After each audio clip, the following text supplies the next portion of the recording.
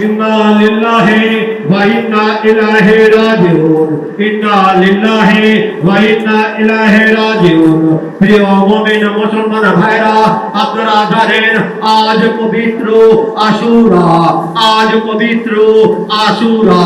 সেই কারবালার মরুভূমি প্রান্তরে, সেই কারবালার মরুভূমি প্রান্তরে হযরত মুহাম্মদ সাল্লাল্লাহু আলাইহি ওয়াসাল্লামের দৌহিত্র ইমাম হোসেন আলাইহিস সালাম 72 জন সঙ্গী নিয়ে সেই কারবালাতে শহীদ হয়েছিলেন। সেই বদনী ইয়াজিদের হাতে ইয়াজিদ সহ নিপাত জাত।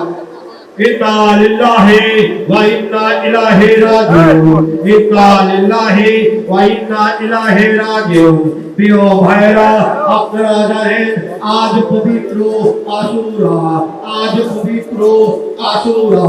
সেই কারবালার মরুভূমি প্রান্তরে, সেই কারবালার মরুভূমি প্রান্তরে ইমাম হোসেন আলাইহিস সালাম সেই যে ইয়াজিদের হাতে 72 জন সঙ্গী নিয়ে শহীদ হয়েছিলেন, তাই অভিনষ্টে আপনারা সংখ্যা করুন। জিন্দাবাদ।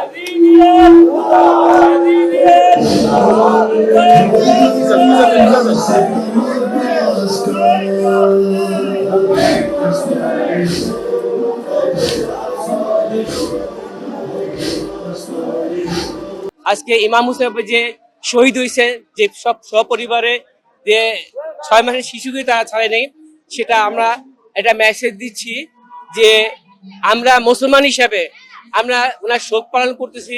আমাদের মুসলমান হিসেবে জাগরণ হওয়া উচিত, কি করা উচিত আমাদের সেটা আমাকে এটা বোঝানোর চেষ্টা করতেছি। আপনারা সবাই আসেন, আমরা এই শোকের মাসে আশুরা যে বন্ধ দিন, কেন আশুরাকে বন্ধ করা হয়েছে, আজকে আশুরা হলিডে কেন, এটা আমাকে জানতে হবে। আজকে আশুরা আমরা ছুটি কেন করেছে, ইমাম হুসাইন শহীদ হয়েছেন কারবালা, সেটা আমরা এটাকে পাবলিকের কাছে যেভাবে করতেছি, আমরা জাহির করতেছি, সেই ঘটনাটাকে তুলে ধরার চেষ্টা করতেছি। যে আমরা সবাই এক, এটা ইমাম হুসেনের শহীদের 10 মহরমের শহীদ হয়েছেন, এইটার একটা আমরা শোক পালন করি। ছবি যে মনে করেন ছবি না, শুধু এটা মনে করেন সারা বিশ্বের জন্য, মুসলিম উম্মার জন্য একটা একাত্মতা, বন্ধুত্ব, ভ্রাতৃত্বপূর্ণ সবকিছু এটাই বহন করে। দেখেন আফগান আমাদের যে প্যালেস্টাইনে যেগুলো হলো, সেগুলো কিন্তু কারো কাম্য ছিল না, কিন্তু বেদিনেরা মনে করেন সেরকম প্যালেস্টাইনকে এমন ভাবে ধ্বংস করছে, সেখানে সবই কিন্তু মুসলিম, 99% মুসলিম। আরব বিশ্বে তো সবই মুসলিম, কিন্তু কেউ কিছু বহন করতেছে না, কোনো কথা বলতেছে না। তা আমাদের শিয়া মাযহাব থেকে ইরান যে স্টেটটা দিয়েছে, এখন স্টেটমেন্ট যেটা করতেছে, সে যে কাজ, তা আমরা মনে করি সবাই যদি এক হয়ে যায়, থাকে, সবকিছু ভালোর দিকে যাবে এবং মুসলিম যারা আছে তারা মোটামুটি সব ভালো থাকে।